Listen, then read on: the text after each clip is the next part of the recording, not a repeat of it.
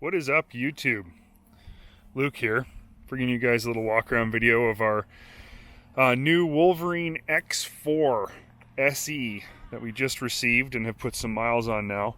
I'm just about to shoot the test ride on this here coming up in the next day or two, so I wanted to give you guys a quick walk around of this vehicle before we take it out and shoot the full test ride on it.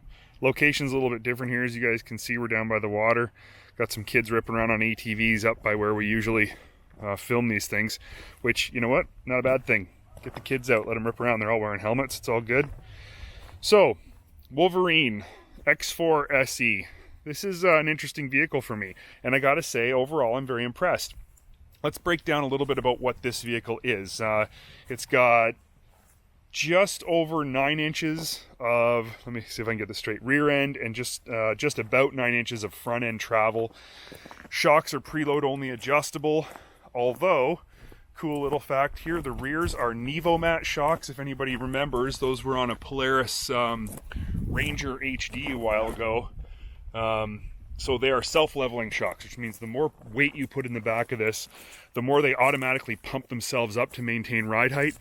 And they work excellent. They work exactly as promised. And I think they're a genius move on this particular vehicle, four-seater. It being a four-seater makes so much sense.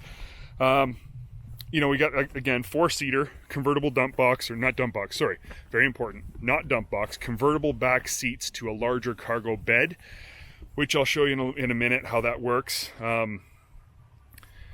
4 doors, obviously, power steering.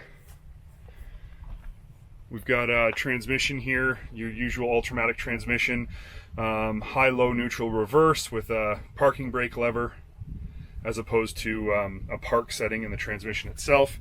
Shiftable 4x4 with diff lock, tilt steering.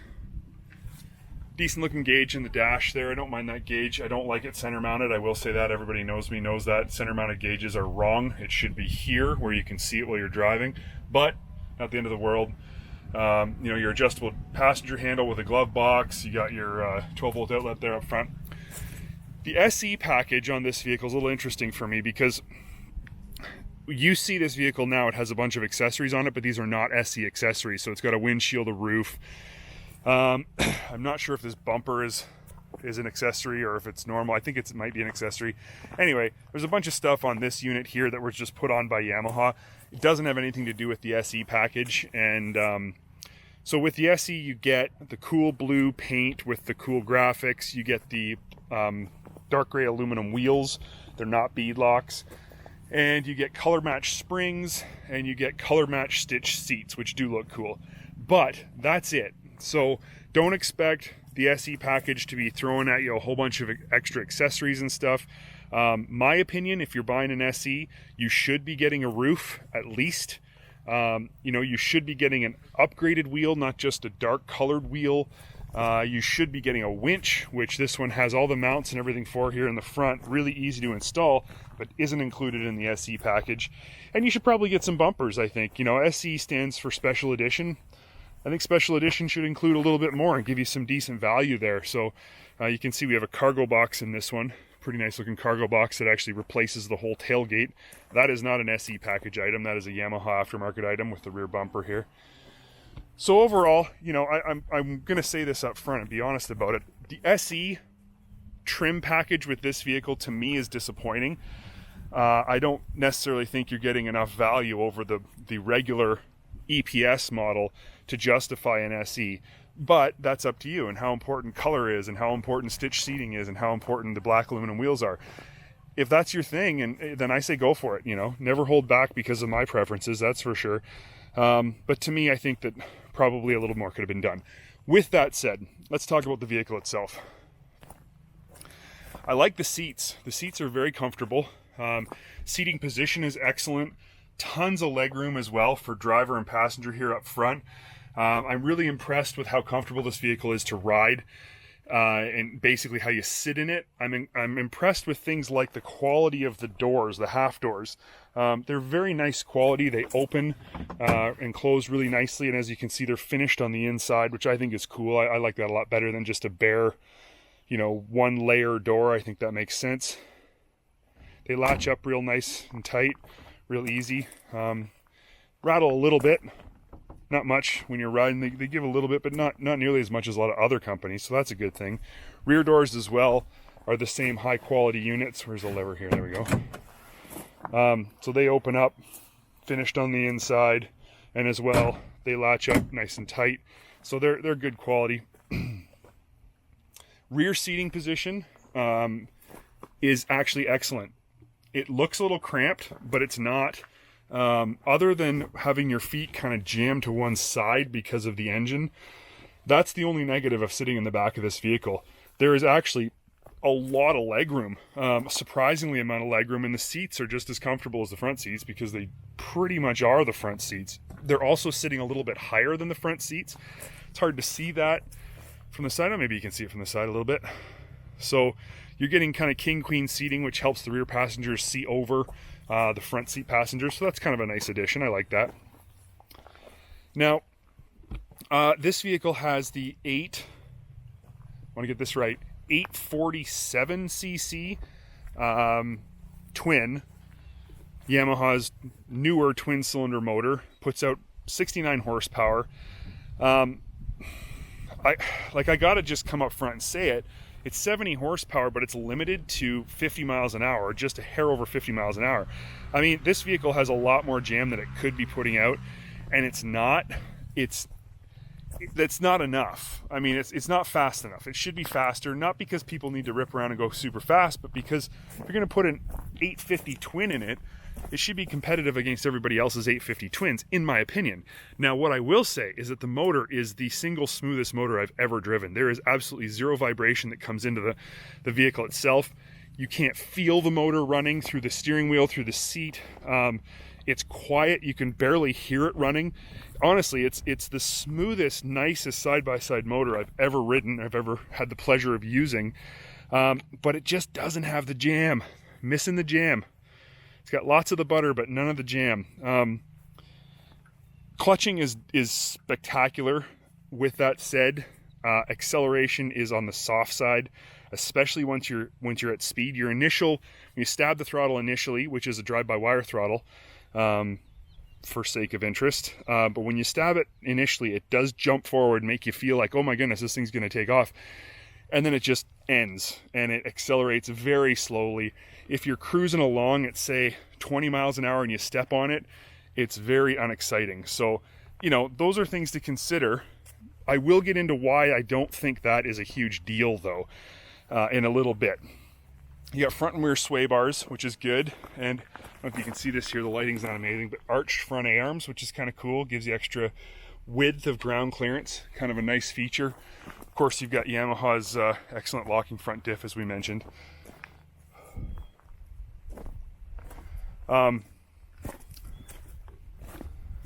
This vehicle rides really well. It's sprung very soft, which gives you a very plush ride on the smaller stuff. At speed, the suspension gets overworked very quickly and you'll blow through all your travel. You can bump the springs up, but then your ride is going to become much harsher. It basically just needs a little bit more progressive compression damping, which isn't something they're focusing on with this vehicle. Because again, this is something we need to talk about. It makes the motor situation make more sense. This isn't meant to be a high-speed 4-passenger side-by-side. It's not. This is meant to be trail-ridden, general speed, normal person, 4-seat side-by-side for a family or, a couple who likes to bring friends with them. It's not meant to rip. It's not meant to be a razor beater. It's supposed to be mellow, which is why it's tuned the way it is, which is why it's smooth as butter, which is why the suspension is so soft. It's meant to be that slower speed trail riding. It can still do 50 miles an hour on the road, and it doesn't handle terrible. I would say that the power steering is maybe a little bit overbearing at speed. It doesn't ramp down fast enough. But again, that's not what this thing's for. It's not meant to be crazy fast. It competes with, a Terex, and it competes with a Pioneer 700 in its class. And here's why. This is one of only 3, the previous 2 I mentioned, and this one, 4-seat side-by-sides with a 2-seat side-by-side wheelbase. So the Wolverine X4 is actually only 1.5 inches longer wheelbase than a Wolverine X2, which means this vehicle is completely maneuverable. It can be ridden on a trail without getting high centered on everything, and you can actually turn it around in a reasonable amount of space, unlike a lot of 4-seat multi-purpose or sport utility side-by-sides that, you know, as you add the 4 seats, they maintain the full cargo box, which makes the vehicle a mile long, and it turns around like a bus. You know, they're brutal to try and turn around. They get high centered on rocks. This is one of only 3 vehicles that doesn't do that. Its short wheelbase means that it is every bit as maneuverable and every bit as good off-road as a 2-seater. And I think that's hugely important, and it's a very, very important factor in determining what is good and what is not good about this vehicle. That's huge, huge, huge. For anybody who doesn't want a mile-long 4-seater, this is one of 3 choices that you have. And I think it's a good one. I mean, it's Yamaha quality. You can't get around that, that's for sure. So let's have a look at these rear seats, because they say they're convertible. And I guess in essence they are. But you know, you flip this up here, it goes all the way forward. And then you have to release a latch down here and slide the seat back forward. Let's see if I can do this with the camera in one hand. Like this. And it goes a little bit further forward and locks in, leaving, if we go around here, you can see the track system at the back. You know, if this box wasn't here and there was the tailgate still included, the 1-lever tailgate, which is actually a very nice tailgate, you would be able to see that there's actually a decent amount of cargo space in here. But this system is clunky. I'm not gonna lie, to me this is not Yamaha quality. This system with the back of the seat, it doesn't slide smooth. It's actually quite difficult to use. Yeah, just not an impressive system when you're used to Yamaha quality. So to me, that isn't amazing. You do get kind of neat versatility here in multiple ways though, because as you can see, you can flip the seat up. And if we go over here, we flip the other seat up, there's a decent amount of space here that you can see all the way across. You could put a big cooler in here. You could put, you know, a lot of duffel bags and gear without even moving the seats forward. So that's kind of a neat one. That gives you extra versatility. The other thing I like is if you put the seats down, look at the space you've got in between the driver and passenger. This is different. Like, there's a lot of space there between the driver and passenger to put a cooler or a duffel bag or, you know, whatever you want to come up with. There's lots of stuff going on there, and I think that's pretty neat. Something that a lot of other side-by-sides, 4-seaters in particular, doesn't offer. You know, tons of cup holders up here. It's a well thought out rear seat layout with an overly clunky rear seat conversion, I guess is the best way I can put it. Now this brings me to one more point that I need to talk about that I'm not thrilled about with this vehicle. I am thrilled about a lot. I hope this doesn't come across too negative, because I'm actually very pleased with this vehicle overall, but this is one place I got to be critical. Getting into the back seat, if you're not like a master class or super high level yoga instructor, you're going to have trouble with this. You can't slide your butt into the seat. You can't slide your butt into the seat because of that level right there. The seat is below this fender, and there's not enough space with this little angle right here. So you can't put your butt on the seat and then swing your legs in. This shoulder bolster here also stops you from kind of leaning your body back to slide into the seat.